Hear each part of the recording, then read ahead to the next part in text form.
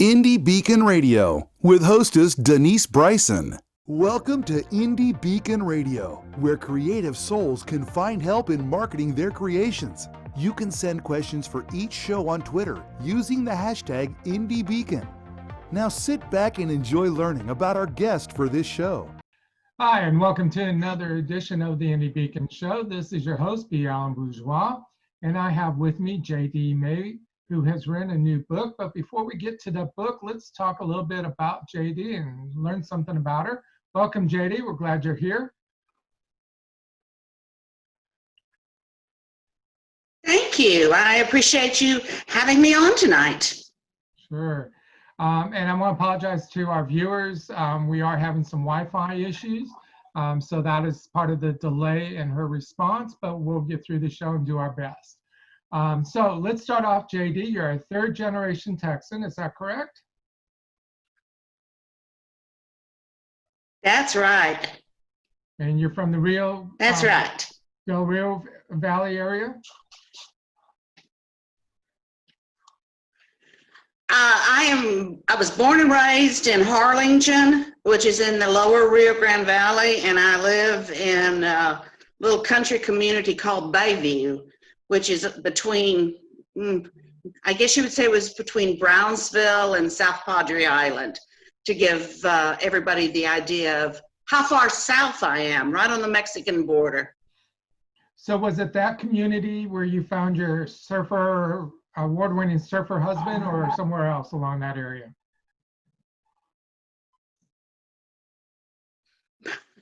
Well, that's really a funny story. We actually dated in high school and ran into each other one night on South Padre Island in a bar, and the rest is history. And that was 40 years after we dated.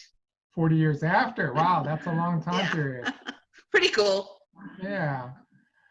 So during that 40-year period of the difference, you did college in a lot of different ways, a lot of different schools and stuff. And part of that was the writing course and degrees. So tell us a little bit about what made you do that and what got you inspired to be a writer.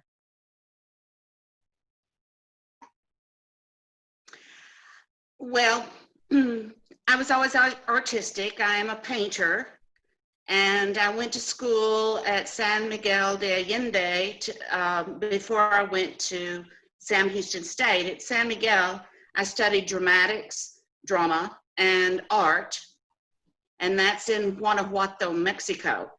And I can't believe my parents allowed me at 17 years old to drive to Mexico with another girlfriend and spend 6 months, but we did.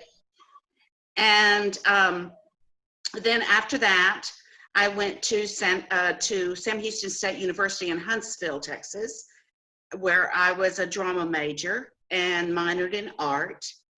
And then after I spent some time, I knew I loved to write. I was always writing something. And I took some creative writing courses at Rice University in Houston. The first manuscript was written in the 1990s, and it was named Factor 7. And then life happened, and I never did anything with it. So I guess we can get into that part later, but I lost my husband, and I found out 2 weeks later that I was pregnant with my daughter. And so I did not write. I didn't do much of anything as far as writing was concerned until she was in college, which was about 6 or 7 years ago. And she found my manuscript, the original Factor 7. And she said, "Mom, you've got to rewrite this. You've got to rewrite this." So I sat on it until about 2 years ago, sat down, rewrote it, and here we go. That's where we are today. All right, so with all that encouragement, why did you sit on it? You know what? I think artists are afraid of being, people not liking what you do. You know, I never like my paintings, but they sell. I think that you worry that you might be rejected.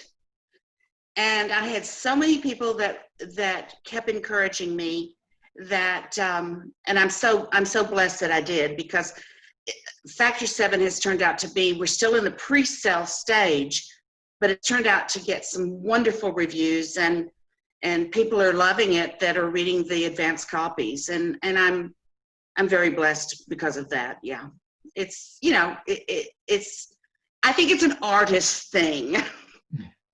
It is, and I fully understand. We are a bit of an introvert.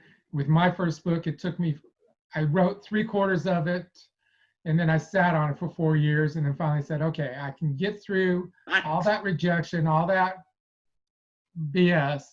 I finished the story, got it published, and so I fully understand what you're saying. So, Yeah. Yes. And the original one that I wrote back in the 90s is really has nothing to do with what I updated in this particular book. It had a few little here's and there's, but for all practical purposes, it was a completely different book, totally rewritten. And I think a whole lot better, quite frankly. So let's go ahead and talk a little bit about it, and we'll talk more in the second segment, but let's start with the fact that it was written before the pandemic even happened. So that needs to be clarified. It's not part of the COVID writing genre or anything like that. So give me the basics about what Factor 7 is about. Factor 7 was definitely written before COVID. I later did kind of stick in a little bit about it, but that was after the fact. Factor 7 is about a couple of doctors that Sam Hawkins is a trauma physician, and his best friend comes in with a very odd, deadly disease. He cannot save him, but during the time while Sam is trying to save him, he says some very cryptic things. Sam realizes that there's a cover-up. People are being killed. He can't find out why the autopsy was rushed. It becomes very problematic for Sam. He runs into, or is introduced to, Rainey Enzo, who is an infectious disease doctor from Italy. And his friend that died had contacted her. And together, rather reluctantly, Sam teams up with Rainey to find out what's going on. And he thinks she's some kind of a whack job, but soon realizes that she's got more information that he needs. And it goes from there. It's quite terrifying in places. They go through some very terrifying things. They have to go find a journal that Sam's friend wrote, and he put it in a safe in his house in Mexico, which happens to be where I went to school, in San Miguel de Allende, so I knew all about the place. And they get that and they read it, but it gets stolen from them when they get kidnapped. So they have to learn to play with one of two evils, if you will, devils, because if they don't choose correctly the right devil, and they're both devils, they're going to be burned by both. So they have to choose one. They also realize that choices are not necessarily their own. They have to make a choice for the good of mankind, because the bottom line is that the world is at stake, and the truth is worse than really the secret that they're holding, the bioweapon that this clandestine group is putting together. It's really that the truth is worse than that, because truth could expose them, and suddenly the United States would be blamed, and it could turn out to be a world war. So they have dilemmas after dilemmas after dilemmas, how they're going to handle the situation, and it's twists and turns. You never know what the next page is going to say, because I mean, you go from the United States to Mexico, from Mexico to Italy to England. It's an international plot, and they're trying to figure out how to stop it without exposing the truth. It sounds quite intriguing, to say Are you the there? least. And you didn't mention something that I'm not going to repeat, only because I don't want to give away the storyline, but there's a little bit more to it about how that disease came about. And so, you know, people definitely want to read and learn Right. more about that and stuff. So. Right. I didn't want to really, it's kind of hard to tell the synopsis of the story without kind of letting it be known that there is a clandestine group and there is a bioweapon. But the rest of it, let's kind of keep it secret, because that's where the intrigue of the story develops. Sounds good to me. And with that, we're going to stop and let our sponsors do their thing. We'll be right back. Do you send book sales to a company that takes most of your money? Want to earn more money from your book sales? Do you want a bookstore that supports you? Introducing a new bookstore for indie authors and small press, B4R.store. Earn up to 80% of your book sales and learn how to market yourself. B4R.store.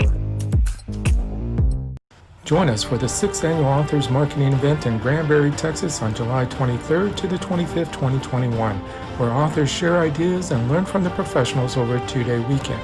Receive your book marketing certification from the only organization in the world that has been doing it for 5 years, Authors Marketing Guild, a membership-based organization that supports authors from around the world.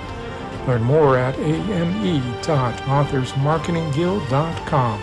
Sponsored by IndieLector.store, a bookstore that pays authors their fair share. Hello, I am the author and poet Denise Bryson. I am the author of The Things That Cross My Mind, Love's Reality, both in book and audio form. I am also noted as one of the best poets of 2011. I have 2 new projects coming up. One is the Blinky series, where Blinky tells us all about our coins and our bills for our children. I also have a book coming out called Say Ye. It's quotes from Denise Bryson, just inspirational and that will help you along the way. Welcome back to Indie Beacon Radio. Don't forget to like us, follow us, or subscribe to one of our many channels. Now, here is your host for today's show. And welcome back to Indie Beacon Show. This is your host, B Alan Bourgeois. We're talking with J.D. May, who's written Factor 7, a little spy, I wouldn't say spy, but mystery thriller suspense, bioweapon, pandemic, kind of like what we're living today type story, a little bit more hairier than that. So you wrote this back in the 90s. A little bit more hairier, but it could be. I'm sorry, what was that? It could really be ripped from the headlines today, quite frankly, but it's not. It's fiction. Yes, and as you mentioned earlier, you wrote it in the 90s. What at that period of time made you think of this type of story?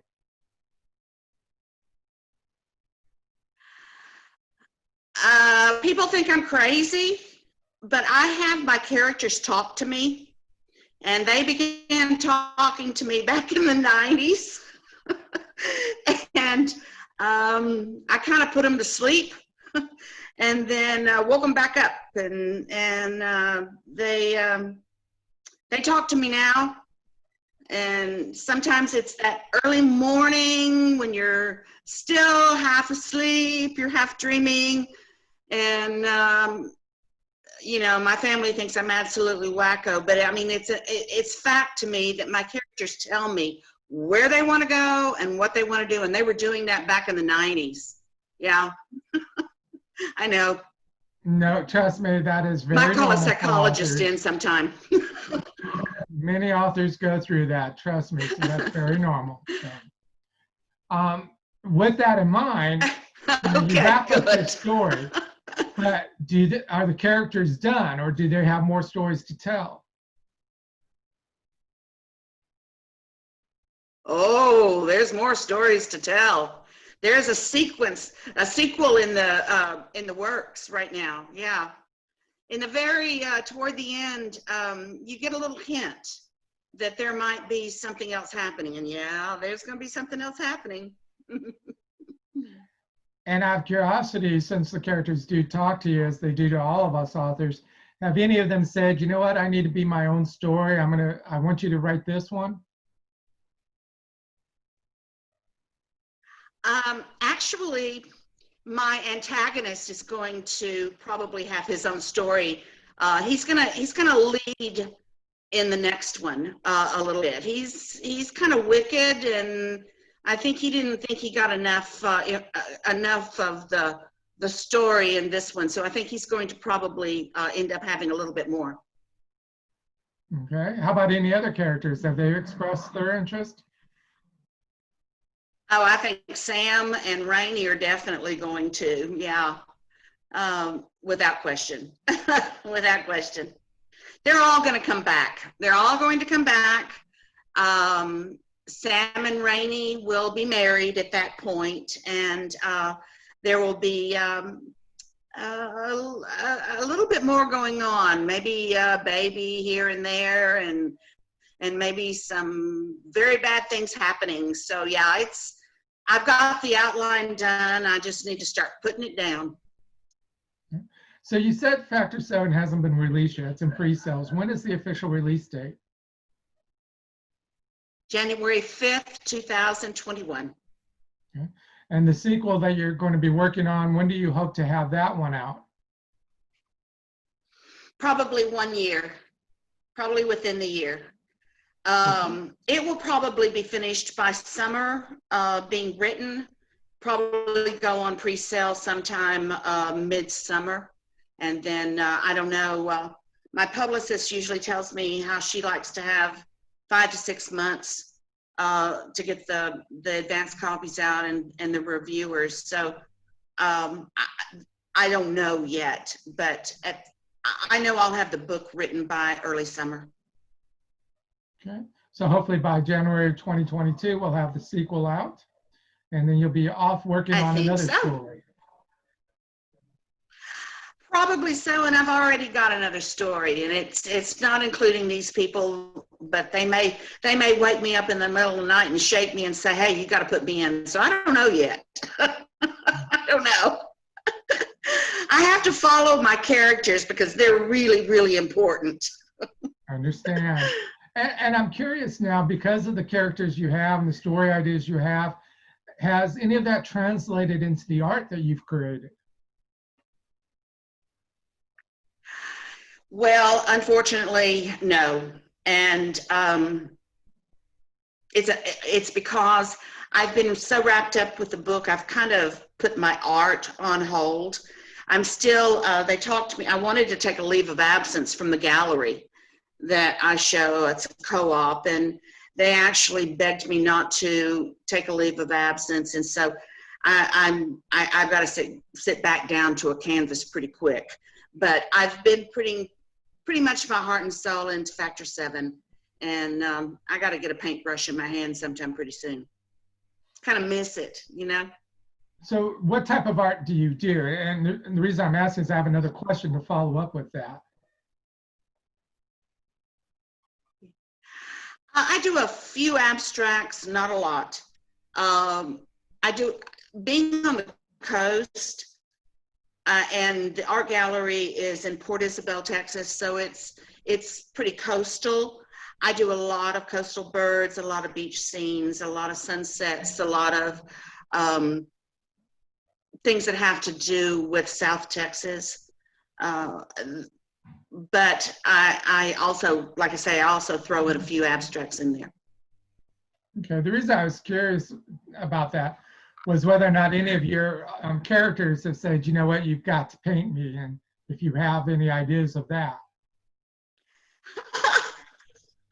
Well, you know what, I just might do that. I kind of know what Sam looks like, and I think I know what Rainey looks like. And of course I know what John Albright looks like, tall, dark, and handsome. with very blue eyes. So, of course, I'd love this to be a movie. So I've got all of my characters already picked out from Hollywood who'd be playing these roles. There you go. But yeah, I might do that. I don't paint people very often. So another curiosity is, a lot of times we as authors will use people that we know as part of our characters and stuff. Did you do any of that? Absolutely. Rainey's not the person that I wrote, but where she lived was. I had a very dear friend that was married to a cardiologist in Castellamare, which is between Sorrento and Naples in Italy. And I have Rainey's house where my friend Sandy, who is now deceased, in her apartment in that castle. When they read the book, I describe the castle and what she sees from the patio and the balcony of the castle, and also Sandy's house in Capri. I use that kind of as a tribute to my friend who's now deceased, but how much fun we used to have at her house and in Castellamare and in Capri. I used that in the book. So you have a lot of wealth to pull in and stuff, which also brings the question about research for this particular pandemic. Did you do a lot of research for it? I did. I researched it extensively. Factor 7 actually means, the name comes from the protein that's in the blood that coagulates the blood. And that's why I named it Factor 7. And without Factor 7, a person literally will bleed to death. And so that's where that came from. And yes, I did a lot of research, and, you take a little bit of liberty when you're an author.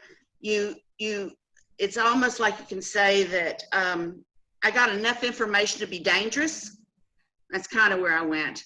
But I've had several of the reviewers that have read the book of the ARC's advanced copies have said that they were quite impressed with the research I did on the book in the medical aspect. So it was fun. I kind of like science, so I think that was fun, Good. Well, we're at a point we need to stop and let our sponsors do the thing. World War II, the Holocaust and a mysterious package arrives in New York from Germany 40 years after the war, involving 3 families across the oceans. Mystery, intrigue, and correcting the most heinous of wrongs. This is just part of the story Michael Newman tells in his book, Between These Walls. Available in Amazon, Barnes & Noble, or at indielector.store. Buy it today and enjoy this thriller of a novel.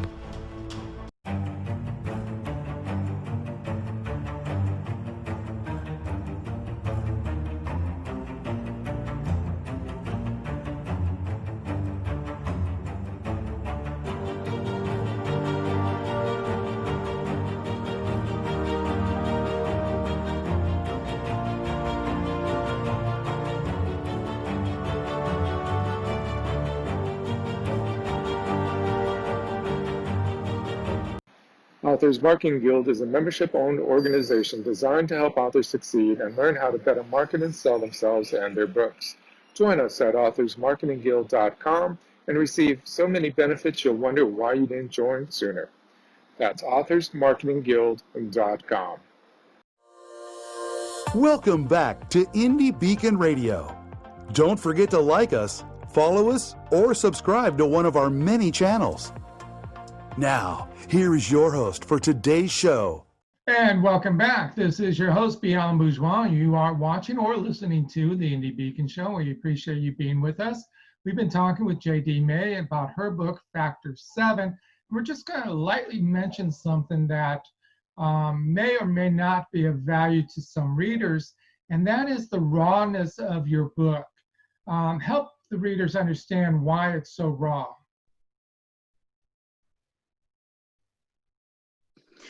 Well, to begin with, it's an adult read, absolutely an adult read. The reason why I did what I did was people that are in the book, the people that are involved are terrorists. They are involved in an attempt for genocide. They are murderers for all practical purposes.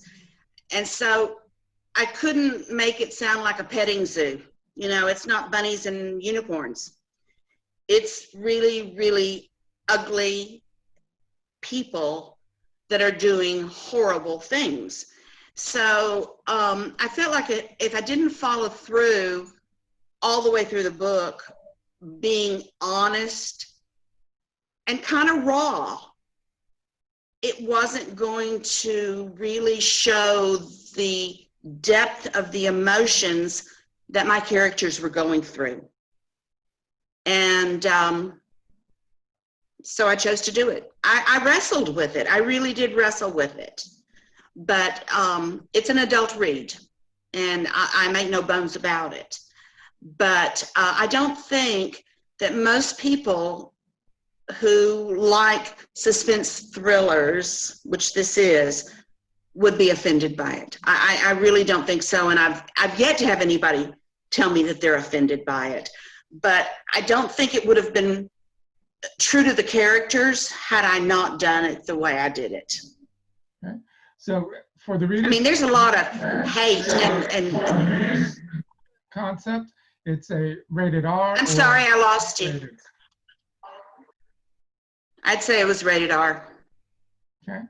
And so it's on pre-order. Where can people pre-order the book?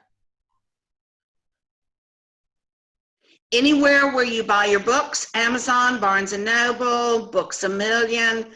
It's on all online retailers for pre-sale, both in digital and in paperback.